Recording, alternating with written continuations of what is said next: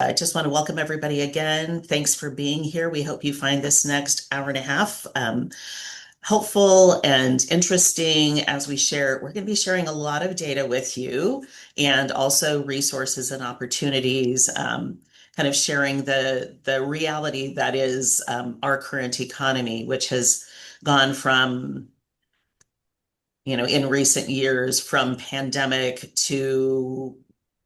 pandemic recovery-ish to now lots of changes happening that are causing increased uncertainty within our economy and for the businesses and nonprofits in our community. So let's go ahead and get started. I'm going to go ahead and share my screen and we'll get this party started. So hopefully everybody can see my screen. Again, I'm Nancy Olson. I'm the CEO of the Greater Eureka Chamber of Commerce, and I'll be your guide today. You are here checking in on Humboldt's economy. It's part of our Conversations with Leaders series. We do approximately quarterly different conversations with local and state level leaders about topics that are of interest and importance for our local community. So really glad to have with us today a number of really wonderful speakers. So our agenda for today is that I will share with you results from an economic survey that we, along with uh, Eureka Main Street, City of Eureka, chambers of commerce around the county, different business serving organizations like REDAC and SVDC helped us get it out too. So I'll be sharing results from that. So you'll be among the first to know. We'll then be joined by Jennifer Budwick, who's with Redwood Capital Bank. She'll be talking to us, about things from the national level to the local level. I'll be doing a little bit of that as well, but I'll be really focusing in on local stuff. And Jennifer will be sharing some really interesting information as well as some local anecdotes of what she's hearing as one of the VPs at the Redwood Capital Bank. Then we'll talk about state level economic realities and as well as some really wonderful resources that the state GoBiz office offers. And then we'll close it out with Swan Asbury from the City of Eureka. She's the Director of Economic Development for the city. So, and then we'll try to keep things tight so we have opportunity for Q&A. As we get started, like I said, we'll have a Q&A session after all the presentations have been delivered. However, so we'll not be taking questions after each presentation. The timing can get bogged down if we do that. But if you have questions during the presentations, please feel free to go ahead and put them in the chat, and our speakers can respond to those at any time. Or if they're not answered during the presentation itself, we'll go ahead and ask them during the Q&A session. Just a reminder that we are committed to civil dialogue and respect, and we have never had to enforce this, but we will remove folks if things get a little surly. So I can see who's in the room, and I trust all of you to be amazing and really engaging in, as we said, in civil dialogue and respect. All of our presenters are committed to delivering fact-based information. We've done a fair amount of research in addition to the survey that I'll be sharing with you. So excited to share kind of what's reality on many different levels. We'll also make a recording of this session available to the public. So this session right now is just for our chamber members, but we'll be making it available to the public within 2 weeks of this event. And again, thank you for joining us. So let's dive in. As I mentioned, we conducted an economic survey. It was countywide. It was in partnership, as I mentioned, with Eureka Main Street and City of Eureka. It kind of started with the three of our entities. And then as things started progressing in April and in March and April, we talked with other folks in the community in Humboldt County, and it was decided to share it very broadly. The survey took place about, I think, April 2nd to 28th, so it's very recent data. We received 214 responses from across Humboldt, all of them unique businesses and organizations. So there wasn't one business that answered more than one time. 169 of those have a Eureka presence, but a lot of them have multiple locations. So we will be doing some parsed out data for some of the areas that have had more response, like Arcata, hopefully McKinleyville and Fortuna, maybe Ferndale, and maybe Southern Humboldt. I think we might have enough data from them to get a little bit more in the weeds for that, but that's going to take a little bit of time. And so over 15 different towns, Oric to Garberville, Willow Creek to Manila, and everything in between. The analysis was completed by Alec Dumka and Grace Belt of UC Cooperative Extension, Humboldt and Del Norte. So we want to give them big thanks for the hard work that they've done. They gifted us their time to do this analysis for us. So here are just some highlights, and then I'll go through. I'm going to be going through this very quickly because I want to keep us on, some semblance of time. But we will share this information out, like I said. So if there's something that you missed, go ahead and either put the question in the chat, and I'll try to circle back on that, or just know that we'll be giving you this information after the call. So, of the businesses that responded, these are Eureka specific survey highlights.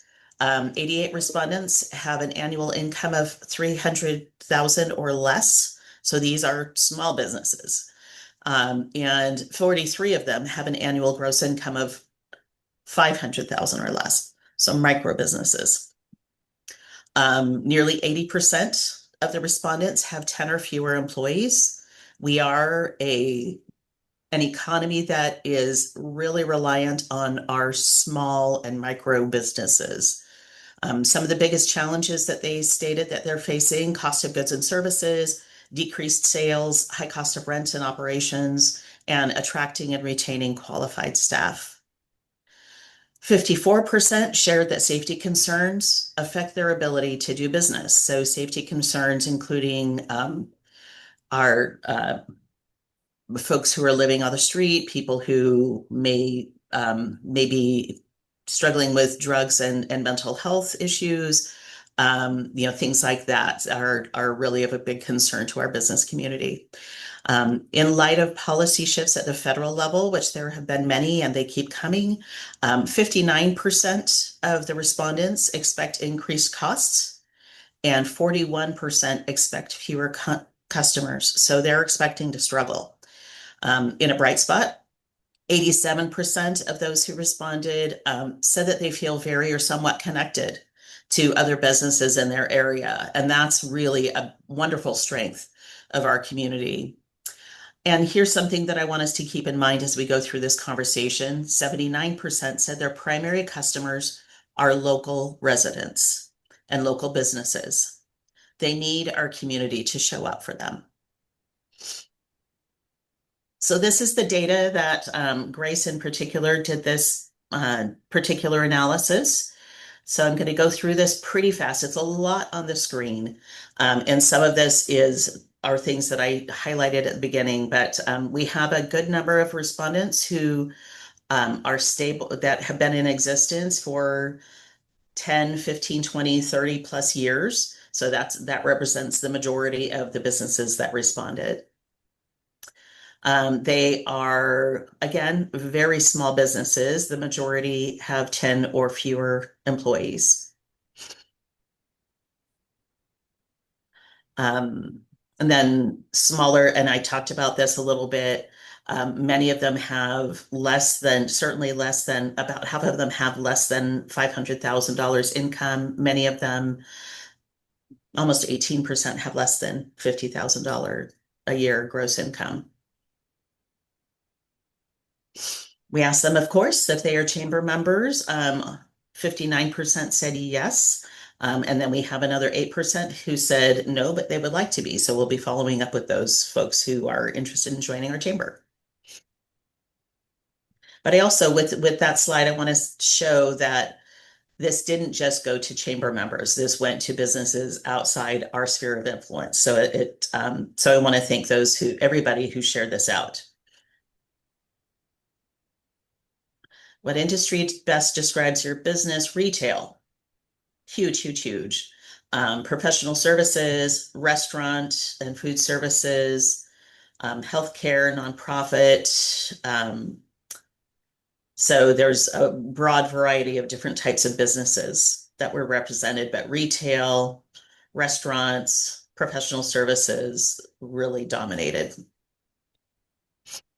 Customer base, I mentioned this previously, for 88% of them said that the local community is their primary customer base. So they're reliant on our internal patronage. So here's an important piece. How would you describe the current financial health of your business? About 50% are stable, which is great. Thriving, 11%. Woohoo! That's awesome. However, 38, almost 39% are struggling or at risk of closing.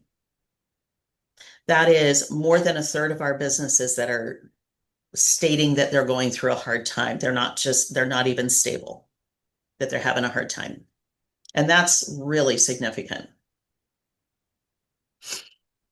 When we asked them for their business outlook for the next 12 to 15 months, 37% said that they expect to grow. So that's a wonderful statistic, or remain the same, the vast majority.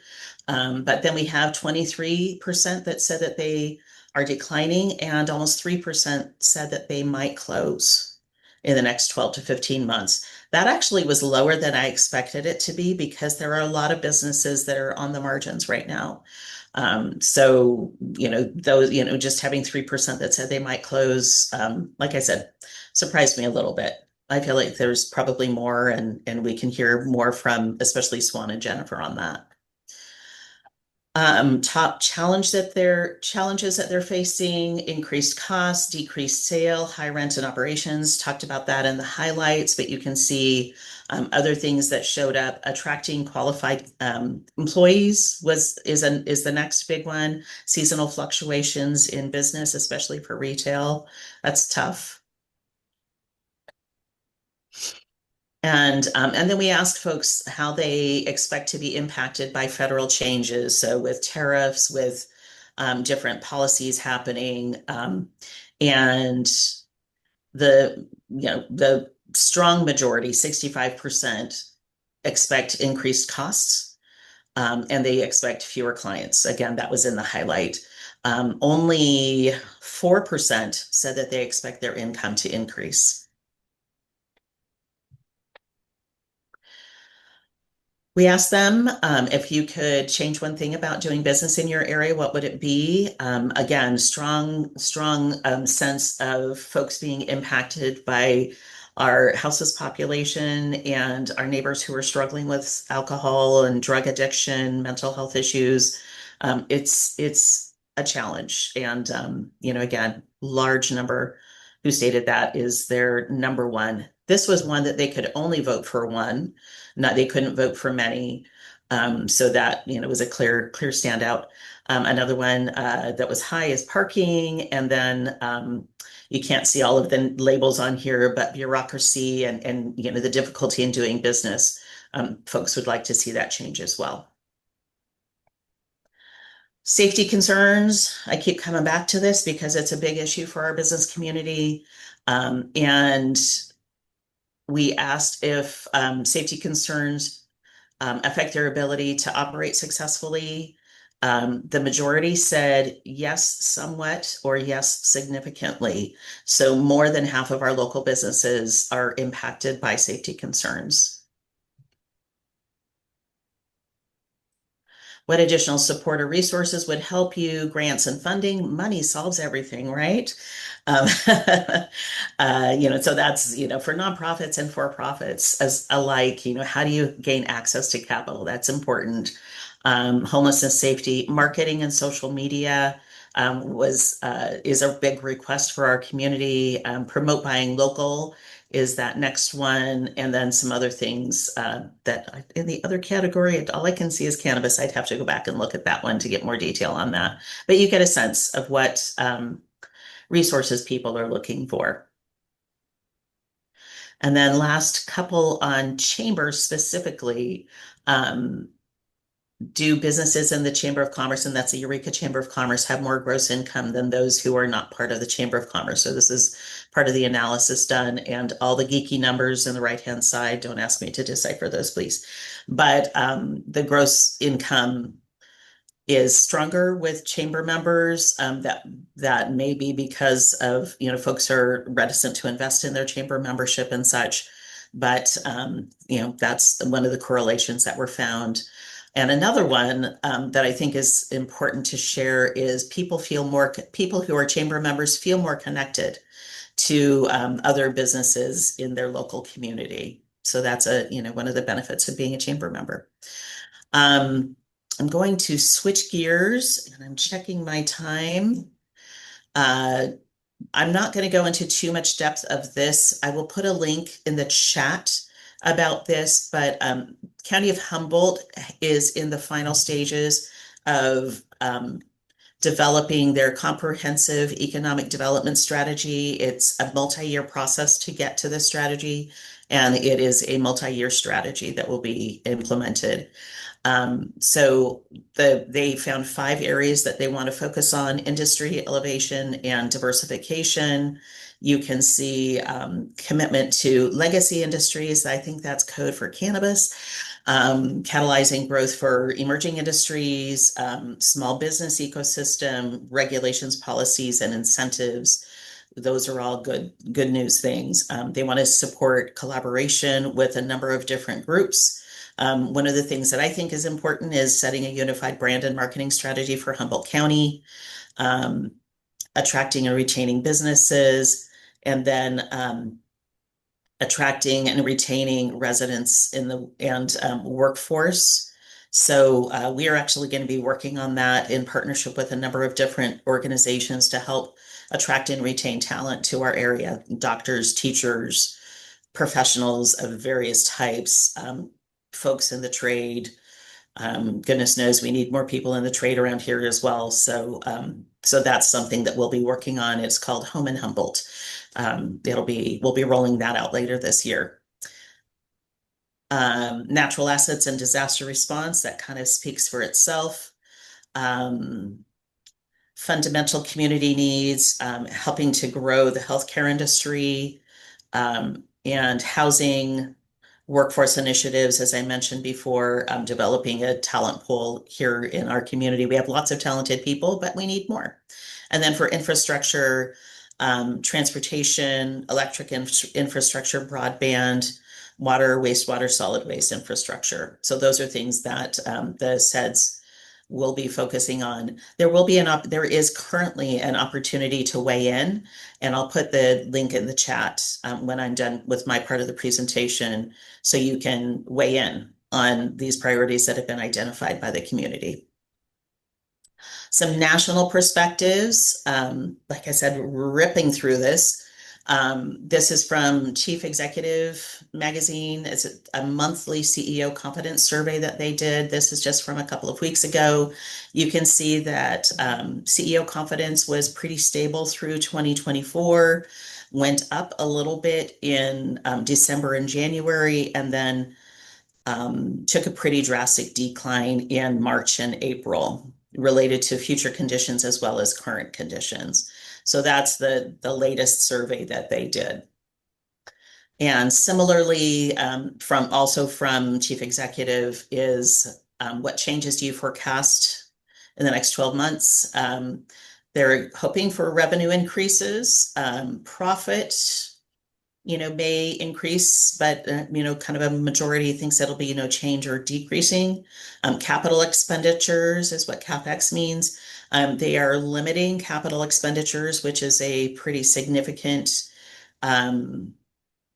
indicator of how confident they're feeling. Hiring remaining fairly steady, although a number are looking at potential layoffs. And then pricing, they're going to be increasing prices. Surprise, surprise. Small business optimism. This is from January and early February. So this isn't the most current, this is the most current data that I could get from the US Chamber. And I'll be looking at the next round that comes out. Probably it'll come out in June for Q2. And you can see that it's gone down some by about 7 points in the last quarter.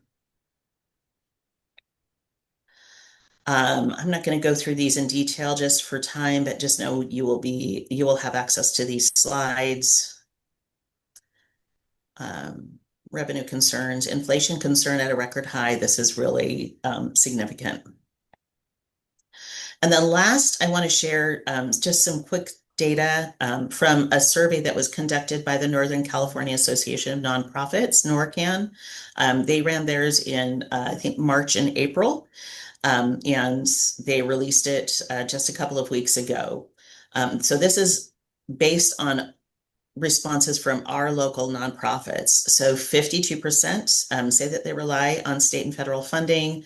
I'm paraphrasing, so I just pulled this from their executive summary. Really encourage you to look at that in more detail.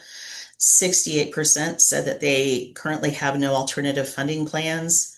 If they lose state and federal funding, some were not even sure if there are opportunities. 2/3 expect layoffs in the near future. And if anybody who works for a nonprofit know that staff is always stretched thin already. Here's where the rubber hits the road. Core services in education, environmental programs, health and mental health services, and community and civic engagement are experiencing significant disruptions because of the change in funding and generally the loss of funding. And this is another piece that is for us to, as a community, keep an eye on, is some services, such as women's shelters, are at risk of being eliminated. These organizations serve tens of thousands of Humboldt residents annually. So it's pretty sobering. I'm going to come back to the upcoming events later because I want to move on to the next group. But there are positive things happening in our community. There are good resources surfacing in addition to this conversation. So just keep an eye on that. I'll put links to these in the chat. I think that was it for my presentation. And again, if you have any questions as we go along, please go ahead and put them in the chat. I am going to now turn it over to Jennifer Budwig, who will be sharing from Redwood Capital Bank. Jennifer, I don't see you on screen. Are you available to? There you are. Hello. Hey, hey. I'm going to spotlight you. No, I'm going to just keep it like it is. And I will pull up your presentation. Hang on just 2 seconds.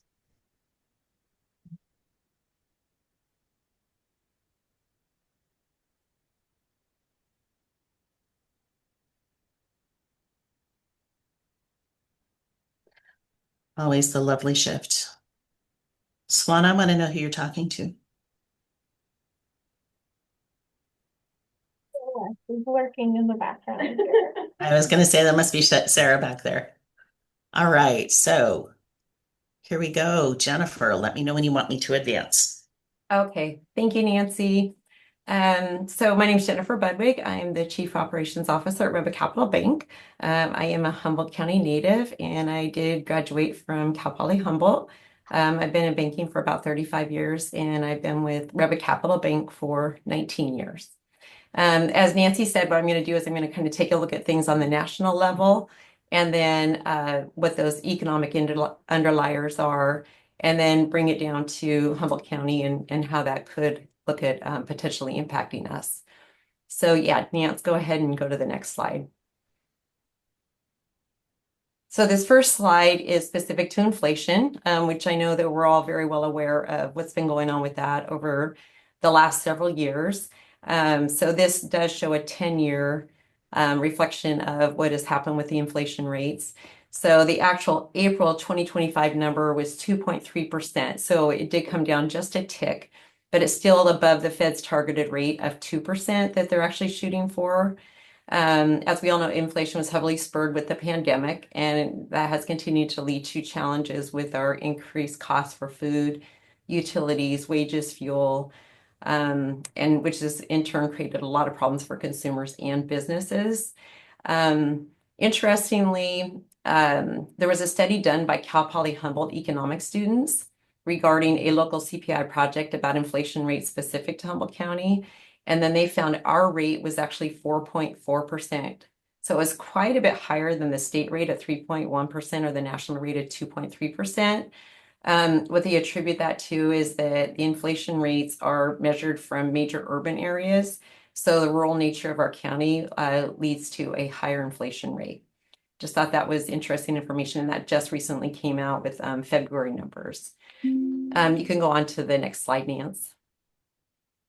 So this is interest rates, and this chart does show interest rates over the last 10 years. So as you can see, we were close to 0%. It was 0.25% for several years, but it increased from 2016 to 2019 because the Federal Reserve was responding to a strengthening economy, and they were trying to prevent inflation from getting out of control. But then, of course, 2020 hit, and we all know what happened then. But in 2022, they started ratcheting the rates back up as we had the highest inflation in over 40 years. And it actually hit 9.1% in June of 2022.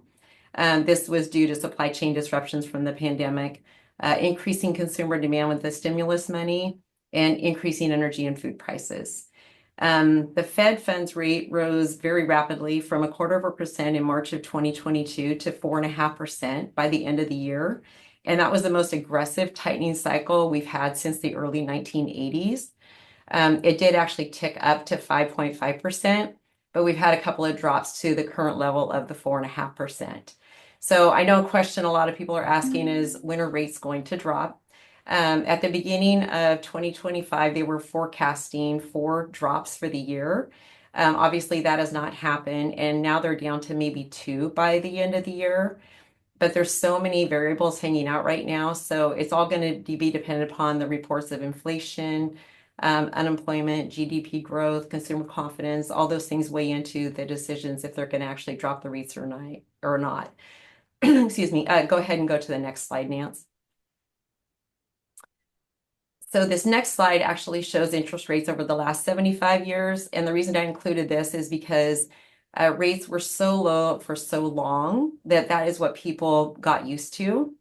But if you look back, as some of us, especially the older folks on the call, if you go back to the 80s, we hit 21% in the early 80s. And so it's just funny to hear people when they're complaining about a 6.5% mortgage rate on a home that they can get locked into for 30 years. They think that's so high, but it's basically because we became so desensitized to those rates. But it's all comparative when you look at the history. So in comparison to where we are today, looking back, we're actually at a pretty good rate in consideration. You can go on to the next slide, Nance. So unemployment, and this is another factor that does drive the economy and also makes a decision in terms of what the feds are going to do with rates. As of now, the national unemployment rate is 4.1%, and that was as of February 2025. Forecasts believe that the labor market will see maybe a slight uptick by the end of the year, which would indicate that things may be cooling off a little bit, but it didn't seem to be that it was going to be anything significant. Maybe if anything, it might be more stable. You can go to the next slide, Nance. So this shows the national debt, and I know that this is an ongoing topic in the news today because, one, our national debt has gone up just a staggering amount, and this is actually over the last 100 years, so it's a pretty significant time frame. But as of March 2025, our national debt was $36.2 trillion. This was a $1.78 trillion increase from over the prior 12 months. But when you think about it and you break that down, that actually averages an additional $4.87 billion a day. And as of right now, per minute, our national debt is going up over $4 million a minute. So in the 90-minute time that we have this presentation today, our national debt has gone up $362 billion. Just kind of puts it in perspective. You can go to the next slide, Nance. So right now, there's a lot of uncertainty at the national level and a lot of things going on with the tariff conversations. The big beautiful bill in terms of it has passed the Senate, or excuse me, will it pass the Senate? It did pass the House, but it's not going through nearly as easily at the Senate level. And so there's a question mark as to what kind of modifications are going to be made with that before it does get passed. A lot of uncertainty about interest rates, what's inflation going to do, what's going to happen with the war, how are the stock and bond markets going to be reacting to all of this information. So as a result, I think a lot of people are just waiting on the sidelines to see what's going to happen once the dust settles. And it does seem like a lot of people, I'm hearing that over and over, that we're in a holding pattern. They're a little bit concerned about making moves or decisions at this point as a result. So I think once the things settle out a little bit, that we're going to see a lot more activity. So to prepare for this panel today, I did talk to quite a few business owners just to get a gauge from them, what they're seeing and what their concerns are. And I know Nancy hit on a lot of those. That was a great survey and really, really good information and feedback. But it does kind of echo the same concerns that we're showing on the slides. Well, the first one, the cannabis industry decline. So, we're seeing a lot of this stuff is the national level. People are feeling the same challenges that business owners across the board are. But Humboldt County, we obviously have that additional layer with the cannabis industry challenges that are going on. And what this does is this significantly impacts the county from the round trip dollar standpoint.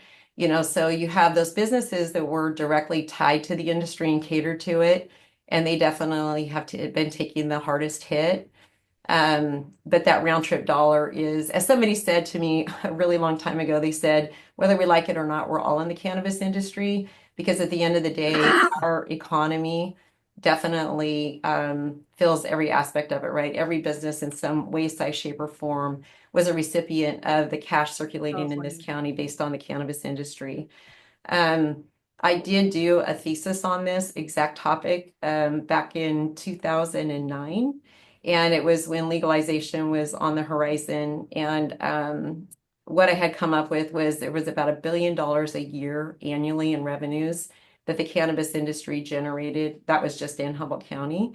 We've been really fortunate because we've seen a gradual decline of that, but it's a very real impact. And I actually talked to two businesses, and they both said the exact same thing from a statistic standpoint, that they used to be that they would get about 90% of their sales came in the form of cash and 10% were credit cards. And they've seen an exact flip on that. And 90% now is cards and 10% is cash. And I think that we're seeing that overall as far as just less cash circulating through our economy as a result of the decline. The second thing, challenges getting and retaining good employees. I know Nancy hit on this as well. This has always been a challenge in Humboldt County, and this is nothing new, but COVID absolutely exacerbated it.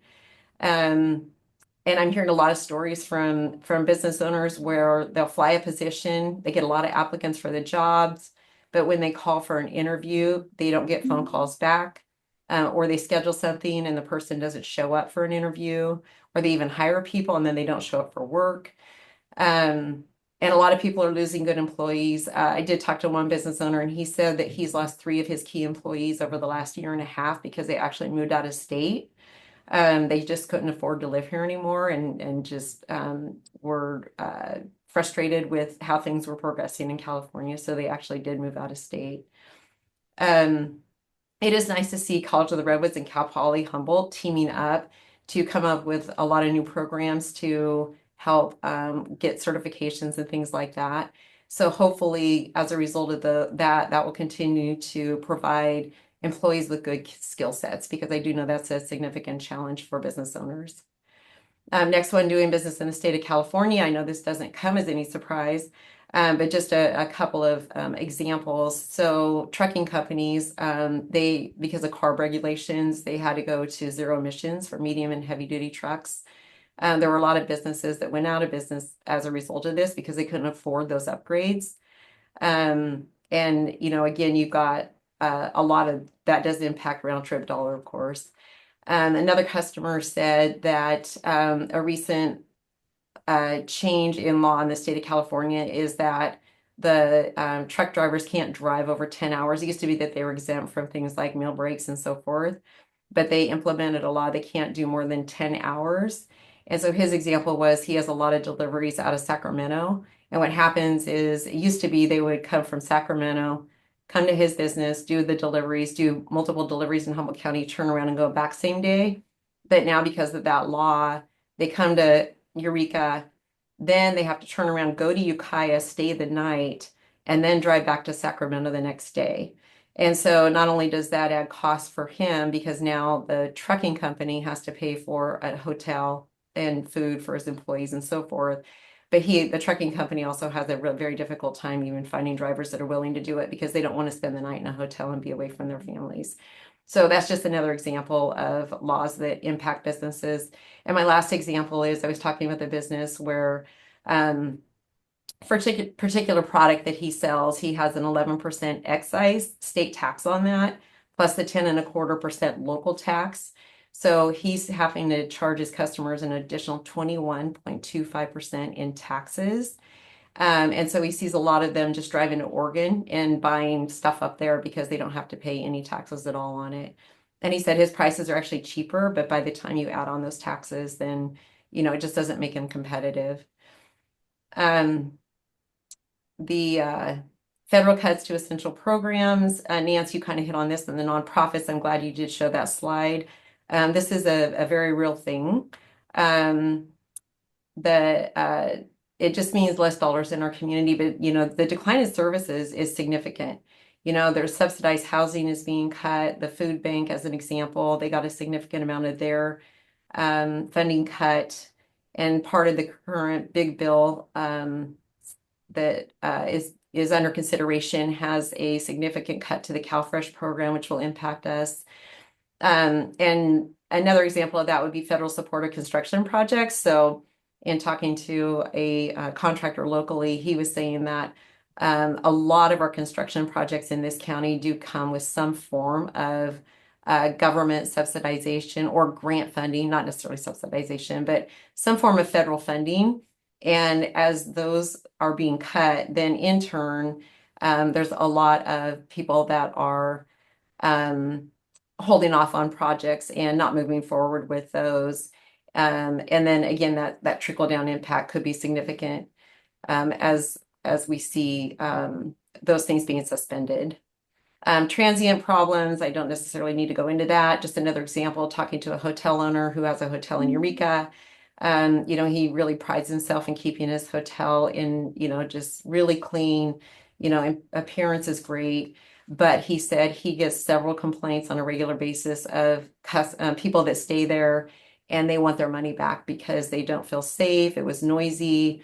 And so, I know that there's no easy answer to that, and it's always an ongoing issue, but it's just an additional thing to mention. E-commerce, again, no news here other than retailers are having a very difficult time because they've got a double whammy with the cannabis reduction and the online competition. Those two things together have been really, really challenging, not to mention inflation and, employee challenges as well. But as we all know, COVID really exacerbated this with the shutdowns and the sheltering in place mandates.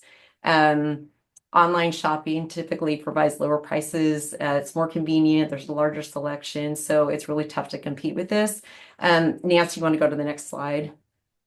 This is just a slide that shows the e-commerce sales nationally. And so you could see what the yearly growth has been. And obviously with 2020 COVID, it certainly, but what happened was people created habits with that. So maybe people that never even had an Amazon account. In 2020 hit, and now they went and created one. And then they were like, oh, this is easy. So, that continues to take business away from our local businesses. So with a lot of these challenges facing businesses, margins are getting tighter. It's getting more and more difficult to do business. As Nancy said, 39% of those respondents are struggling, and that's a very real thing. Inflation's creating a lot of the hardships. And the thing with the businesses is in turn, you have those increased costs. So what you're going to do is you're going to turn around and a lot of times just try to pass those on by increasing your prices. But you can only increase your prices so much. And, if you increase them too much, then you are going to potentially lose business as a result. Um, so, a lot of it is depending upon what kind of business you're in. Is your business recession proof? And by no means am I saying we're going into a recession, but it's just a really important question to ask. If you're selling products or services that are essential, then you're going to be less impacted. But, can consumers go without what you're offering, or can they use less of what you're selling? Are there lower cost substitutes? I think people are becoming more cost conscious and price sensitive, with inflation, and they're looking for other options. So those are all, of course, important things to be looking at. And some businesses are not being impacted at all. Like she said, 11% are thriving and doing well. There's definitely business owners I talk to that business as usual. They've seen no disruption in revenues, profits are the same. So they're doing just fine. But one thing that I do want to say is that the businesses I feel that are doing really well are ones that have a really strong understanding of their financials. They literally, if you just ask for, an interim financial statement, they can produce one for you up to, within the last week or two. They look at their financials regularly. They understand, what their cost of goods sold is, their percentages, those fluctuations. They understand what their fixed costs are and compared to variable costs, what things need to be adjusted to continue to provide them margins that will provide profits to them to be able to continue running their business. Are there new product lines and services that they can be doing that has less competition out there? Thinking outside the box and what kind of creative ideas can be done to further enhance their businesses so that they will continue to thrive and do well in going forward. So that's a really good segue into SBDC. I definitely want to give them a plug. So they provided a couple of slides I'm just showing right here. So these are some of the things that SBDC provides. And I know a lot of you on the call today are familiar with their services, but I'm mentioning them because there are some people that aren't. But secondly, it's a no cost, as it says, one-on-one confidential business advice. They do provide workshops and those kinds of things, but so many businesses that are having those struggles and those problems, I'd highly, highly encourage people to use SBDC services.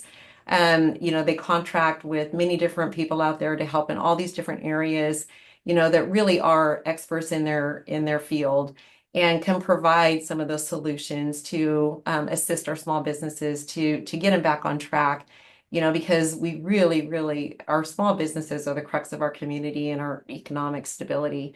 And so, we really want to see them flourish, survive, and SBDC can continue to help provide those services that will do that.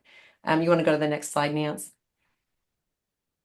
So this is just some statistics in terms of what they provided since, and this was just 21 to 23. You can go to the next slide. And the next slide is just a picture. If some of you aren't familiar, they did relocate up to Arcata. And there is a beautiful, beautiful space that they're partnering with Cal Poly Humboldt, Las Coast Ventures, and the Institute for Entrepreneurship are all in this space up there. So, but please, as I said, if you can use SBDC services, please reach out to them. Otherwise, if you hear of a business struggling or not even struggling, but just, needs assistance, whether it's HR, marketing, whatever that looks like, please reach out to them. I think that they can be a huge benefit. So I want to end with, I don't want to end this on a negative note by any means. We definitely have some bright spots out there for sure. The Nordic Aqua Farms is still a go as of now. They're in the final phase of getting their environmental permit, which would, once that's solidified, they can go to their demolition permit and get going. They've been at it 7 years, so bless them for going the distance, and optimistic that that will happen and create jobs with a lot of ancillary services that go with that. With remote work, we have a lot of people that have continued to relocate to Humboldt County and are working from home. The Eric Eschker, he puts out an economic outlook with Cal Poly Humboldt and a couple of his students. And he's saying that as of right now, claims for unemployment are stagnant, and the help wanted requests are flat, and the overall economic composite index is up. So those are actually good because those are kind of forward-looking indicators. So that's very positive to hear. But at the end of the day, Humboldt County is an absolutely beautiful place to live, and it's a beautiful area. Can't beat our climate. And, I know a lot of people move here, for a lot of reasons, but we're so blessed to live in a county where, we support each other. We have such a beautiful area, and there's so much to offer, and so there's still so many positives to being in this county, and we really are blessed and fortunate. Lastly, I do want to, Nancy said one of the questions out there is what would help you with your business, and money, of course, is always a biggie. With River Capital Bank, we do participate in several loan guarantee programs. We've been the SBA leading lender for, I think it's like 10 years now. But also I want to give a shout out to Redec and North Edge, previously AEDC. Typically, if we can't help a customer, we're going to refer them to one of those two. We're very blessed to have two local lenders in our area that will help businesses that other financial institutions can't. So they're a great resource as well. And that's all I have, Nance.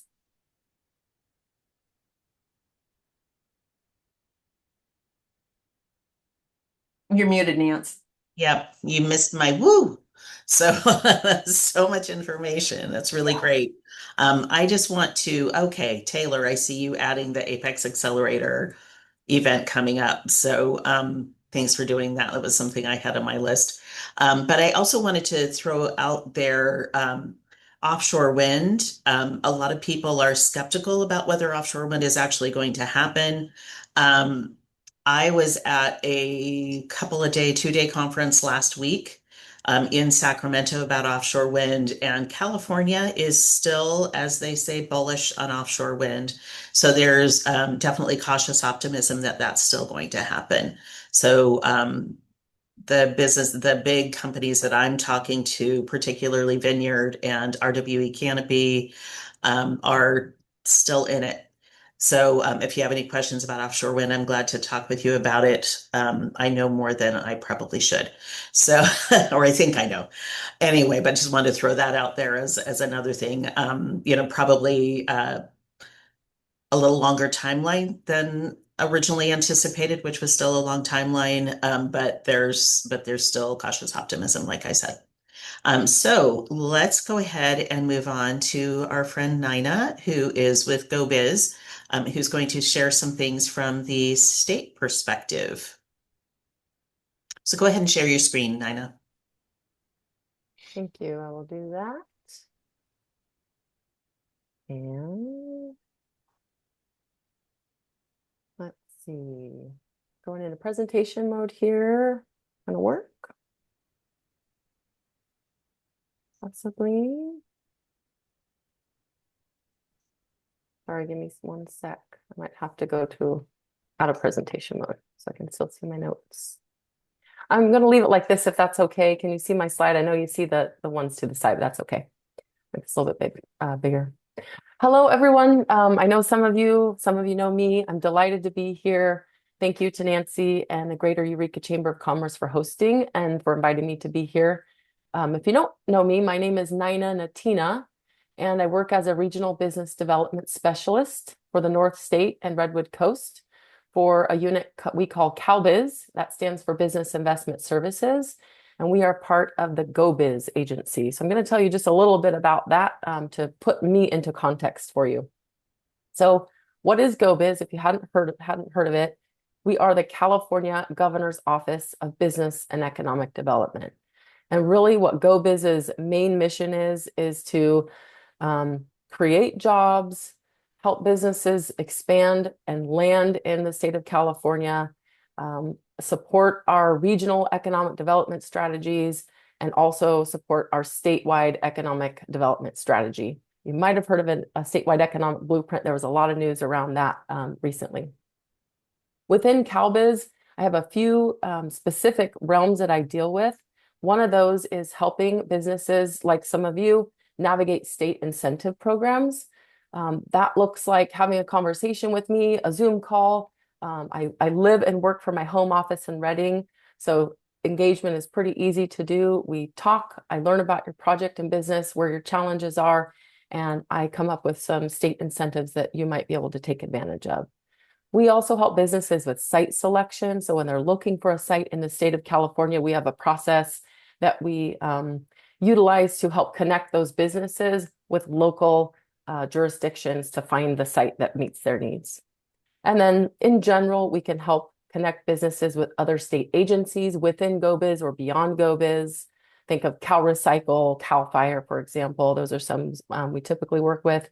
And then we do have a team that helps businesses navigate permitting at the local level, at the state level. So if that's something that rings a bell for you, if you're running into issues or problems, we have a permit specialist who can help you navigate that process.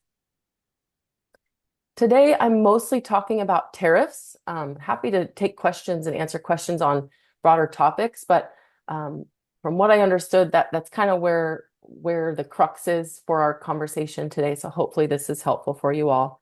I have a lot of slides and I am going to go kind of quickly. Feel free to throw questions if you need clarification into the chat and I can tackle those later. But this could be quick for some of y'all. So apology in advance for that. But I'm happy to share these slides and we can get these to you post-presentation.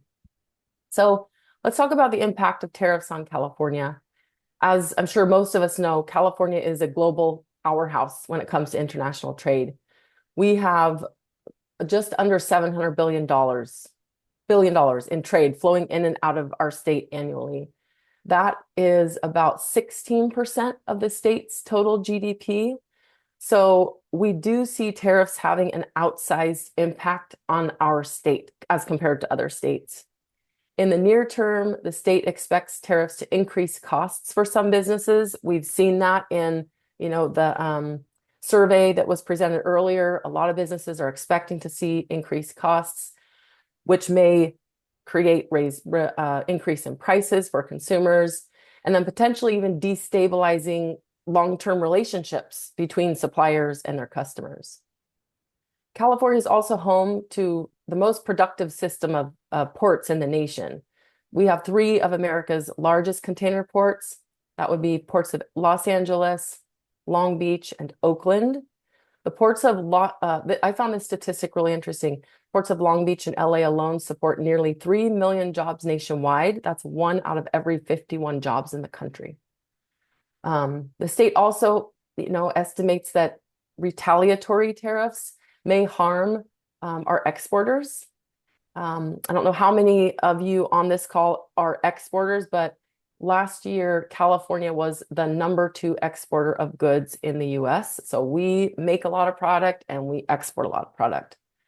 Those exporters produced 9% of the whole country's international goods and exports, and 16% of its service exports.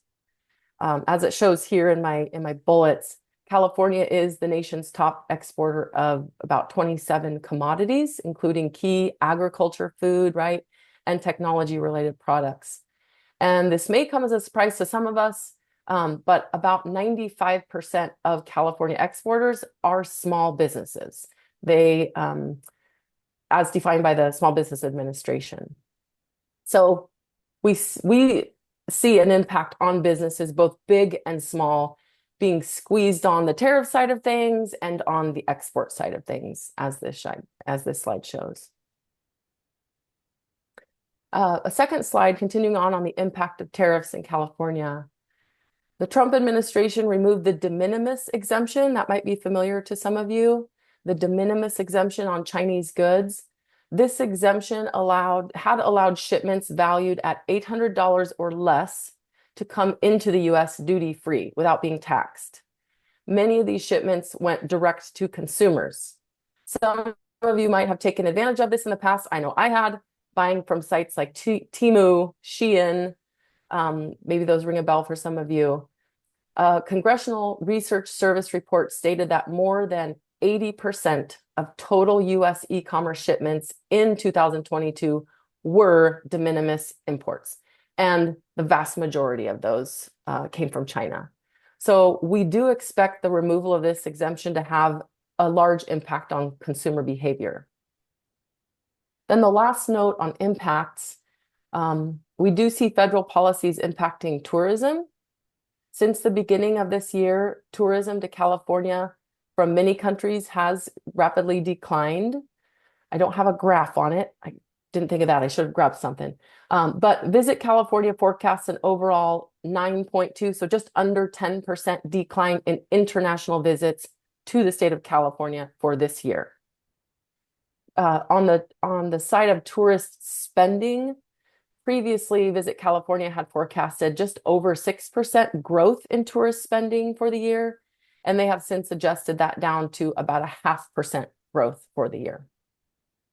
Positive thing is they're still expecting growth. It's just the proportion of growth has gone down.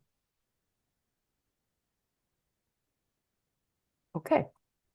Next slide I want to talk about, the next couple of slides really are focused on what actions California and our GoBiz team are taking to reduce tariff impact. In April, many of you have probably seen the headlines. Governor Newsom filed a lawsuit challenging the tariffs. The first hearing was scheduled for last week, and I did a little research to see if I could find an update on that, and I haven't found anything yet. So I don't have any update for you on that. Second, California currently has 15 active trade-related MOUs or agreements, to simplify it, with partners around the world. And to me, this is an indication of the state's ongoing efforts to stabilize relations with the countries we're doing business with, right? And California is pursuing new strategic trade relationships.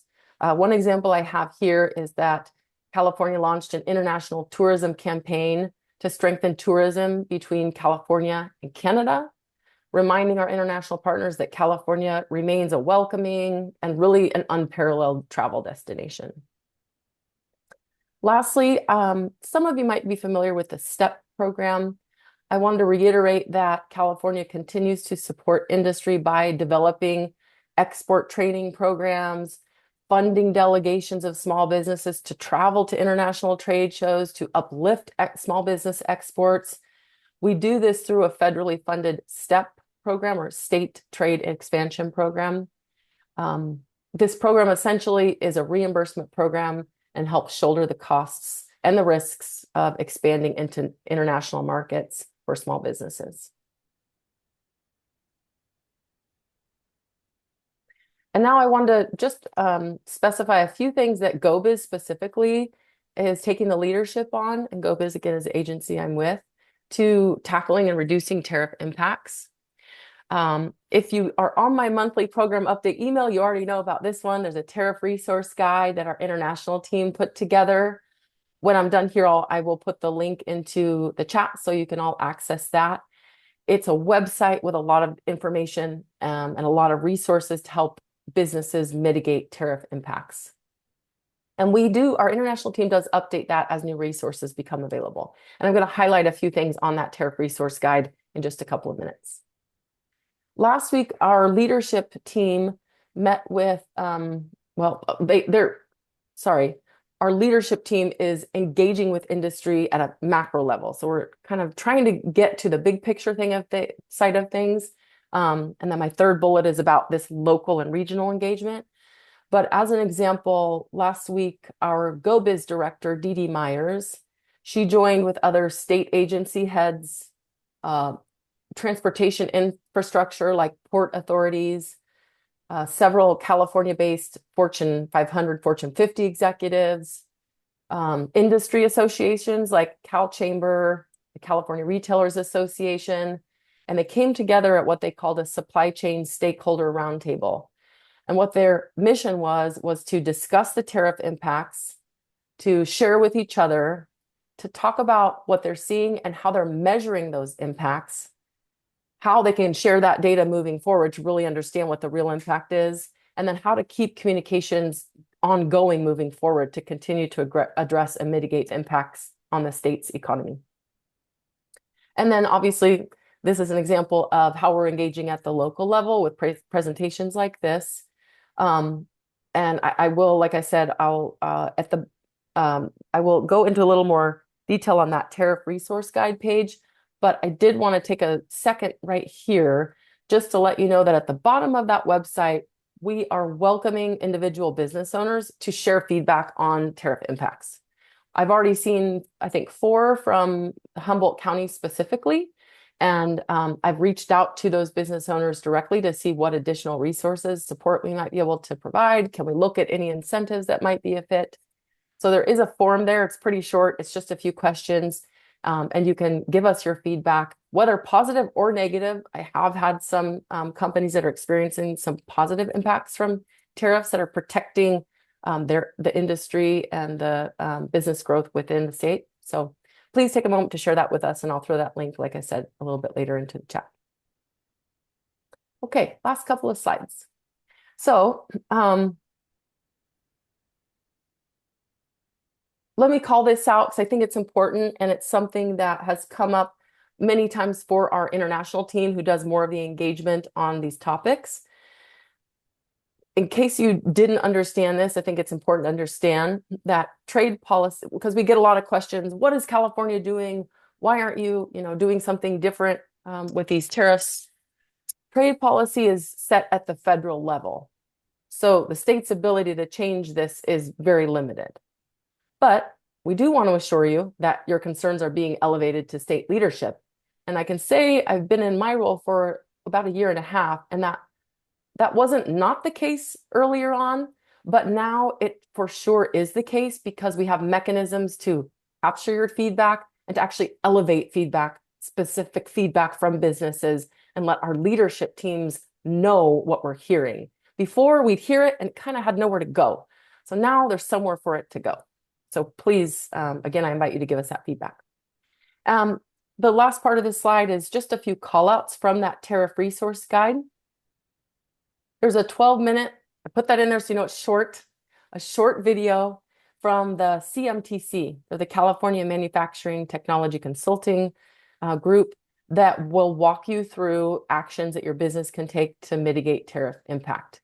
And there's a lot of, on that resource guide, there's a lot of information you can read, but if you want to watch and hear, this would be a good option for you to pull up that link and watch that video. Secondly, there's a link to help you learn about foreign trade zones, FTZs. Those are sites in the US that are outside of US Customs federal territory. In these FTZ zones, your goods, your products that you're importing can be held or manufactured, and they're not subject to duties or tariffs until they leave the site and enter customs territory. So California as a state has 18 FTZ sites, and 1 is in Eureka. So that could be something to learn about and understand if that's an option for your business. And then third, I have tariff trackers here. If it's important to you to understand on the day-to-day, like on the hour-to-hour, what's going on with specific tariffs for products that you deal with, there are some links to really great tariff trackers and latest news there.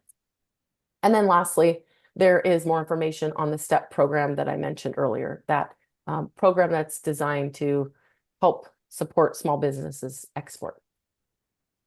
Because as we all know, diversifying your business is great. And one way to do that is to start or expand exports to different countries.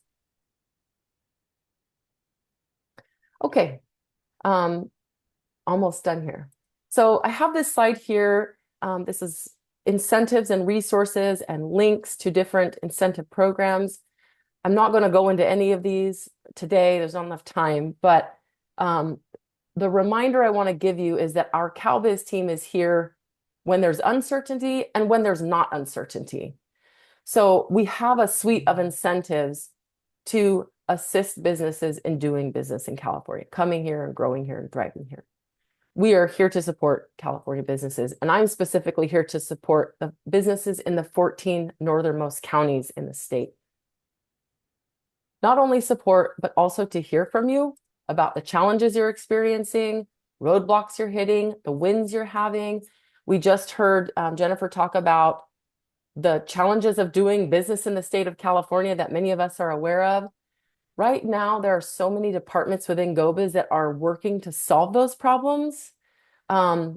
We make quick progress sometimes, we make slow progress sometimes, but right now is kind of a special time. There are people working on solving these problems, helping businesses start and grow more quickly and creating jobs, more jobs in our regions. There are, these are some of the incentive programs that the state offers to do that. Like I said, we don't have time to go into each of them today, but if you want to speak further about them, you want to learn more, I'm your go-to. You can kind of consider me as a concierge, first stop for understanding what California and our state incentive programs can do for you. Okay, and lastly, I just want to leave you with kind of a key takeaway that calls out the messaging that I want to leave you with. California is proud of our strong international partnerships, and we expect those to continue. We remain open to new opportunities and collaboration more than ever. We are now the 4th largest economy in the world, coming from the 5th largest economy in the world.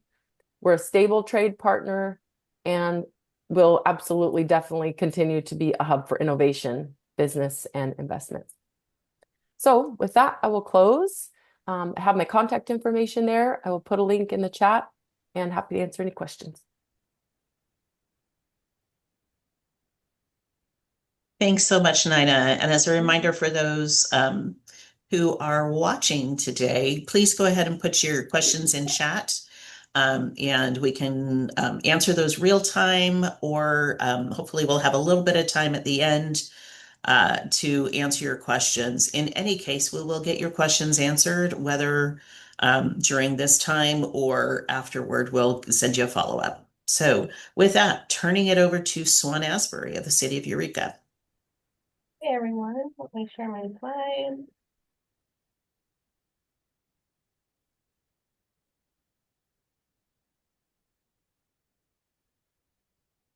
All right, I'm gonna hustle through so that we have some time for questions. I wanna thank Nancy. The timing of this conversation is really important. I know the topic is Humboldt County, but I'm gonna be focused on the City of Eureka. So there's a lot of uncertainty out there, and my goal today is to try to give some data so that we are kind of making decisions based on where we really are and not just how everything feels right now. So I'm going to start with our data. So our sales tax revenue, it's one of our clearest indicators of economic activity. It's dipped slightly since 2022, but we are still experiencing steady overall performance.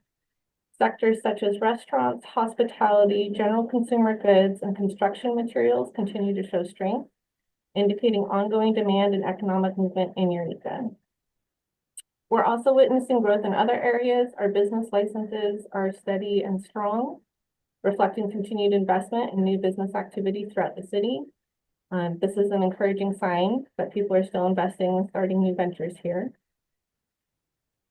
However, not all sectors are experiencing the same momentum, and I feel like the majority of our responses to the survey were retailers, and so you really see that in the data that we got from our survey. So retail is undergoing shifts. Some long-established local businesses have closed. Our data shows, we have 3 sources of data. We have sales tax data, we have TOT, and we have Placer AI, which gives us aggregate cell phone data. And so with that, we're able to kind of track foot traffic. So we've seen that foot traffic in Old Town and downtown has decreased by 1%, but that big box retail areas have seen an increase of 6 to 11%. No rain is expected today. People are still shopping, but where they're shopping has changed.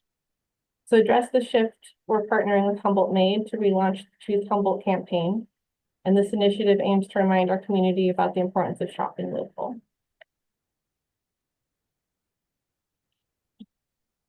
Tourism continues to be a major driver for us in Eureka. Visitors bring in new dollars, support local jobs, and help showcase everything that we have to offer. Our TOT has remained relatively strong, indicating that people are not only visiting, but also staying overnight and spending money locally. Citywide visitor foot traffic grew 3.3% from early last year to early this year. So that's a meaningful uptick of movement throughout Eureka, especially in our commercial corridors. We've also made some strategic changes internally at the city of Eureka. So we've brought the Visit Eureka brand in-house. So our team is now managing everything regarding our tourism and the communications for the city of Eureka. We also operate our Eureka Visitor Center, which got the official designation as the California Welcome Center by Visit California. So that helps us enhance our visibility on a statewide level, but also provides direct support, statewide marketing exposure, and access to visitor trends and travel. Regionally, we're gaining momentum. Visit California's new North Coast Regional Strategic Tourism Plan, which includes Humboldt County, highlights Eureka's assets, our waterfront, our historic Old Town, cultural events. So we're part of a regional. Visit California sees us as an opportunity for growth, even though there's concerns about the state overall. We're also actively participating in the county's regional tourism assessment, which we hope will result in shared brand and unified strategy for Humboldt County. So all of these efforts position us for continued growth in tourism, and we feel like we're doing an okay job being connected locally, connected regionally, and promoted at the state level. So going to the survey, we've been listening to our business community.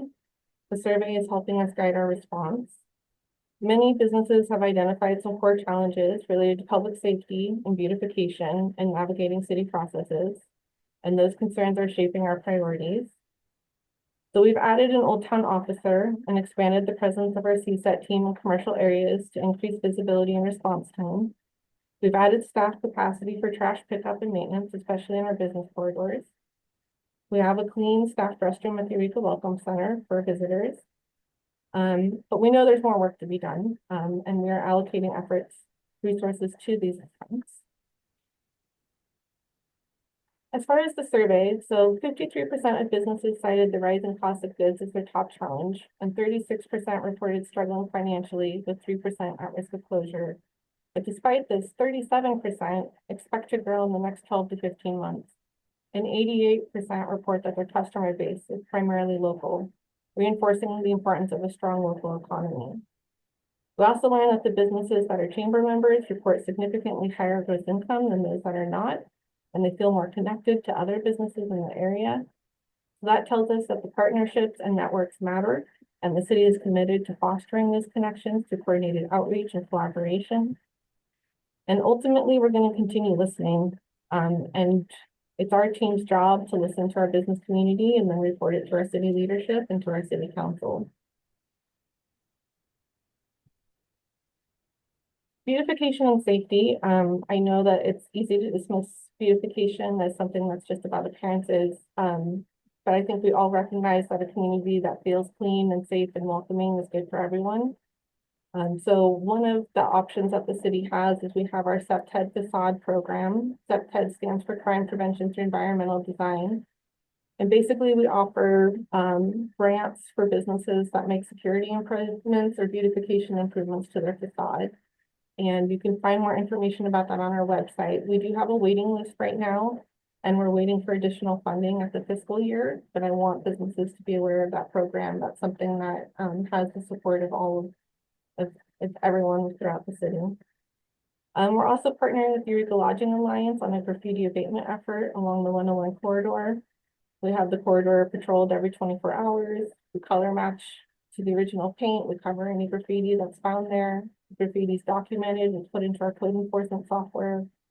We're also working on updated billboards and street banners, doing a new Welcome to Eureka sign at the Herrick Avenue overpass with Caltrans.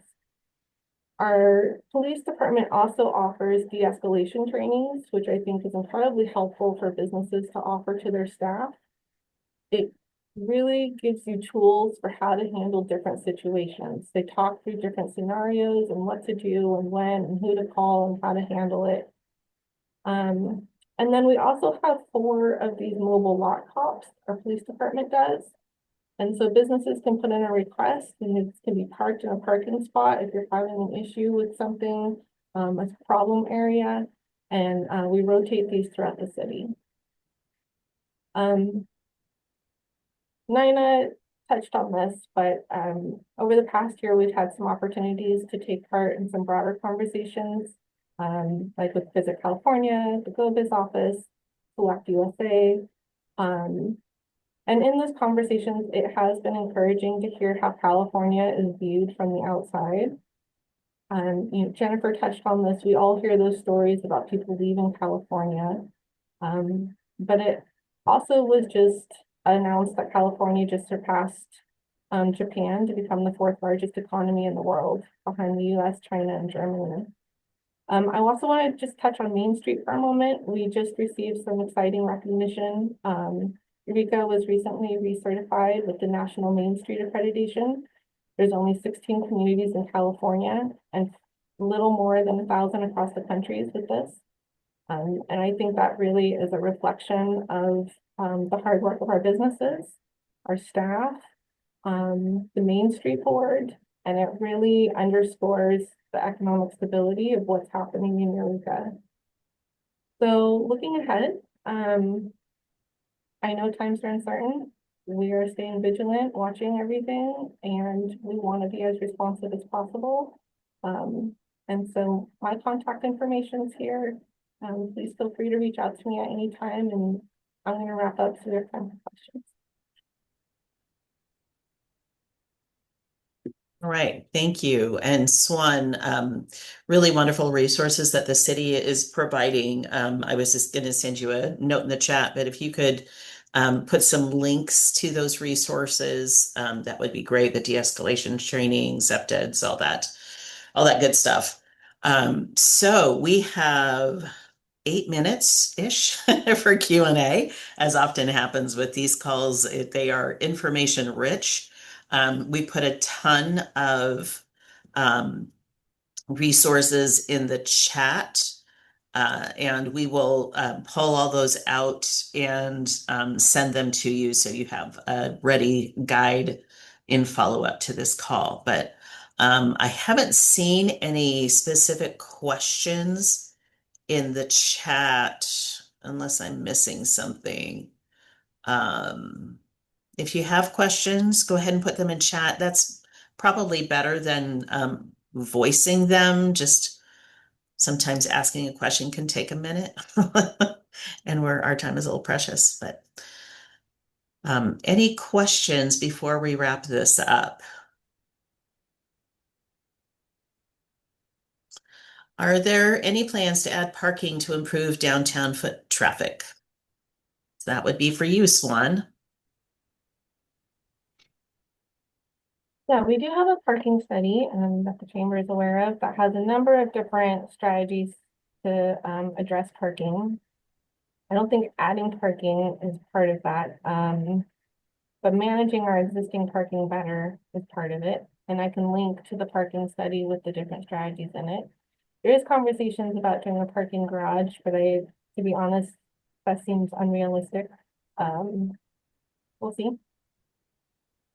And unrealistic because the location, you would need a site big enough, and then the cost of it. Is there about 50 million to build a parking garage? Is that correct? I don't know the answer to that. But yeah, it is, a continued concern for our folks, as you know. So, and just so you know, Chamber is tracking that too. So, other questions? When does the city of Eureka expect the first tenant to move into a parking lot apartment? Love how you phrase that, Matthew. That is a good question that I don't know the answer to, but I can get back to you. So if we looked at, for example, the one that's going in behind Lost Coast, or that's the ones that the WIAT are working on? I know that Link Housing has broken ground on 7th and Myrtle, and so that'll probably be the first one over by the Tea Garden Cafe. Um, but I don't have a clear timeline, but I'll get one. I'll send that to you, Nancy. Great, thank you. Any other questions before we wrap up?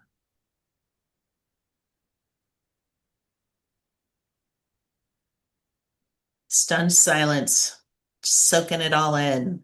Well, hopefully we hope you found this interesting. Most of you stuck with us, which is amazing. And we shared a lot of information with you. We will make this publicly available. As I said, we will be sharing this recording to the public in the next, hopefully within the next week. So you can check our YouTube channel for that. Just look up Eureka Chamber of Commerce and you should be able to find our YouTube channel. You can also find recordings of our previous conversations with leaders as well on a number of interesting topics like housing and transportation and cannabis and offshore wind and a few other things. Um, there is one more question. So it's a similar question. What is the timeline from concept of we want to build an apartment on this city-owned parking lot to the first tenant moving in? That's probably at least 5 or 7 years. Is that maybe a good ballpark, or do we just want to wait until we get a clearer answer? Yeah, you're muted, but we got the yes. Um, but again, thank you. Yes, OMG, California regulations. You are right, Matthew. And the cost of construction and all the things that are barriers to building housing. Um, but again, want to thank you all for joining us. If you have questions, please feel free to reach out to me or other folks here at the chamber. We will be sending contact information for Nina, Swan, and Jennifer, as well as the list of resources that have been shared throughout. If you have anything you want us to share in this list as we're putting it together over the next day or two, please feel free to reach out to me. My email is pretty easy. It's nancy@eurekachamber.com. So, want to give a huge thanks to, I'm trying to type and thanks to our speakers, to Nina, Jennifer, and Swan. You all did some work to get this information together for us. And we really appreciate that. And I think our participants hopefully came away with some balance of, oh, heck, and oh, there are resources to help. So encourage you to take advantage of those. With that, we'll go ahead and wrap up. And if our speakers can stay behind for just a couple of minutes, that would be helpful for me just to kind of check in. And thank you all for participating. We look forward to seeing you soon.